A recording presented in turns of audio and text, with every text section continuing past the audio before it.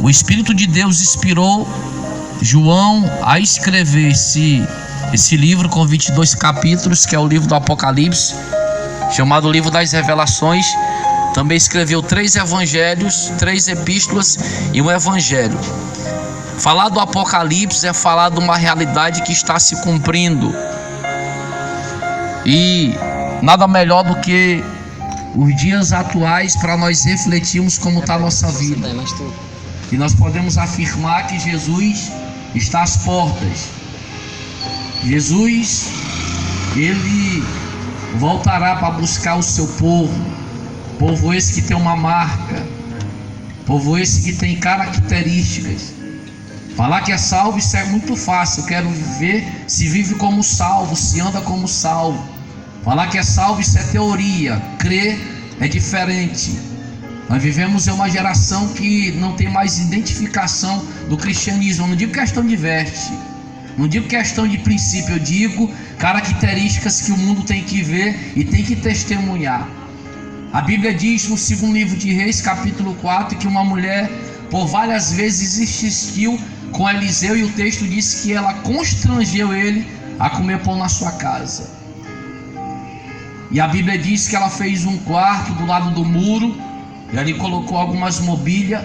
Mas o texto diz que ela falou: eu tenho observado que esse homem que passa por aqui, ele é um santo homem de Deus. Eliseu é conhecido na sua época como o maior profeta, aquele que substituiu Elias. Mas a Bíblia diz que ele era conhecido não pelo que ele fazia, mas por como ele andava. O homem e a mulher de Deus não é conhecido pelo que ele fala. O testemunho dele é pelo que os outros falam dele. Por isso que eu sei que talvez você tenha uma aversão ao evangelho, e talvez até afirma porque nós herdamos o sangue de Adão na nossa vida. Você pode ir nos bares, nos prostíbulos, nas bocas de fumo, e você conversar com 10 pessoas, 9 vai dizer que está naquela vida porque o pai abandonou, porque a mãe abandonou. Geralmente nos bares onde diz que está ali porque a mulher brigou com ele, ele bebeu, uma justificativa. Mas ninguém reconhece seus erros. Paulo disse que Cristo foi enviado ao mundo, aos pecadores, a qual ele era o principal. Alguém que foi usado de uma forma sobrenatural, mas sempre reconheceu a sua vida pecaminosa, como João Batista. Ele disse que é necessário que eu diminua e que ele apareça. Mas eu queria que você tirasse todo esse pensamento que você tem do cristianismo e atentasse para a palavra que sempre é pregada. Afirmo e reafirmo, pode ser a última mensagem que você está ouvindo antes de descer a cova, e quem sabe vai para o sofrimento eterno, e quando chegar lá não tem argumento para falar com Deus. Pregador, mas eu não quero saber de crente. Continue sem querer saber de crente. Pregador, eu não acredito em Deus. Claro que Deus não existe. Isso é para quem crê. As pessoas estão tentando levar de uma forma natural aquilo que não se muda. Essa pandemia veio para mostrar que nós não somos nada. Esse evangelho triunfalista que tanto se pregou caiu por terra. Onde está o Deus que tanto se prega em campanhas? Ora, ele nunca afirmou isso. Jesus disse para nós irmos e pregarmos o evangelho a toda criatura. A missão de Cristo na terra foi trazer uma mensagem de arrependimento para o pecador. Paulo, escrevendo as cartas ao Timóteo, ele disse que o desejo de Deus é que todos sejam salvos e cheguem ao pleno conhecimento da verdade. Mas existem 3 tipos de verdade: a verdade que o diabo prega e aprisiona, a verdade que o homem prega e engana, e a verdade que Jesus Cristo apresenta e transforma a vida do homem. O maior milagre na terra não é mortos ressuscitar, não é paralítico andar. A Bíblia diz que os sinais seguirão os que creem. Mas o maior milagre é a transformação de vida. É pegar o homem ou uma mulher na sua situação que você vive, no maior lamaçal de pecado, arrancar ele e colocar entre os príncipes. E eu estou nessa classe. Eu prego a palavra nos 4 cantos da cidade, mas eu nunca esqueço de onde Jesus me tirou. Eu era usuário de crack, assaltante. Eu era alguém que as pessoas temiam. Hoje as pessoas ouvem porque vê a gente assim, pensa que a gente é besta. Mas você não queria me conhecer no passado. Você talvez seria um daqueles que só sabe acusar, mas a vida é mais suja do que tudo isso que a gente vê por aí. Porque o ser humano, você percebe que se ele for analisar a sua vida, ele é um pecador. E pecador não pode acusar pecador. Aí alguém diz assim, mas é porque os crentes ficam falando lá. Não, crente não, é a Bíblia. João capítulo 12, versículo 48 diz que essa palavra, ela que vai julgar no último dia. Essa palavra, ela que vai sentenciar o homem pelas suas ações.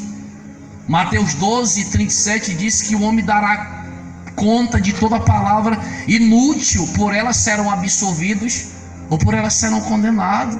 Quem vai me condenar e te condenar não é Deus, não é o diabo, não é o sistema, sou eu mesmo pelas minhas ações. Por isso que a cada vez que eu tenho uma oportunidade, principalmente nas ruas, querendo ouvir ou não, querendo aceitar ou não, você comparecerá como eu perante Deus e dará conta de tudo, de blasfemação, de ironia, de desdenho. Eu sei que uma classe minoritária não é que escandalece, é porque a Bíblia diz que tem um joio no meio do trigo. Isso daí vão prestar conta com Deus. Mas a igreja sempre permaneceu santa. Aqueles que foram comprados pelo sangue valorizam o sangue de Jesus. Eu não sou merecedor, mas a graça nos permite dizer que ainda tem esperança. Quando eu li esse versículo, ele é muito forte porque ele garante o que vai acontecer para aqueles que não têm um nome escrito no livro da vida. Aqueles que morrem e não têm um nome escrito no livro da vida vão para o sofrimento eterno. E o pior lugar não é o inferno. As pessoas alguns aceitam Jesus achando que vão se livrar do inferno, mas aceitar Jesus não é com medo de ir para o inferno. Aceitar Jesus é pelo sacrifício que Ele fez. Aceitar Jesus é pelo amor que Ele provou por nós. Romano diz que Deus prova o seu amor para conosco quando ainda nós éramos pecadores. Eu aceitei Jesus não com medo de ir para o inferno. Eu aceitei Jesus porque o que Ele fez por mim ninguém tem coragem de fazer. Alguém que decidiu descer do céu de glória, se fazer homem, sofrer. Porque se você estudar sobre o sofrimento de Jesus, nenhum de nós aqui tem coragem. Eu particularmente, se a irmã aqui pedir o meu filho em troca do dela, o dela vai morrer. Porque eu não tenho esse amor implantado em mim. O amor de Deus é um amor que Ele deu e Ele não quer nada em troca. O nosso amor, ele é em volta de troca de valores. Nós somos interesseiros. Nós gostamos da mensagem que massageia o ego. Nós gostamos da mensagem que estufa o peito de homem e diz que ele é uma bênção. Deus olha para nós e sabe que além dessa máscara existem outras máscaras que tinham que ser arrancadas. Da hipocrisia, da soberba. Mas eu estou lhe dizendo algo que vai acontecer. Escute isso daqui. A Bíblia diz que se meu nome não estiver escrito no livro da vida, a Bíblia diz que eu serei lançado num lago de fogo. Se nós formos tentar dividir sofrimentos pelo que a Bíblia diz, nós temos o Hades, nós temos o Tártaro, nós temos Seol, nós temos o Geena, e nós temos literalmente o lago de fogo. Pregador, esse lago de fogo, ele é literal. A Bíblia não classifica, a Bíblia não diz, ela só afirma aqueles que vão para lá. Jesus, certa feita, em Lucas capítulo 16, a partir do versículo 19, alguns é parábolas, a maioria não sabe nem o que é parábola, porque não busca. A nossa maior dificuldade não é ensinar, é ter pessoas que querem aprender. Porque a Bíblia ela foi deixada, e Salomão disse que o dever de todos é ler, é obedecer, é praticar a palavra. E a Bíblia diz que a primeira mensagem veio do céu para a terra: a quem enviarei, a quem há de por mim. Se a maioria não tem conhecimento da Bíblia, vai ensinar quem? Vai pregar para quem? Desafia os testemunhos de Jeová, os adventistas, esses que vivem um segmento totalmente contrário à palavra de Deus, mas a maioria não sabe. E a Bíblia diz que se não tiver com o nome,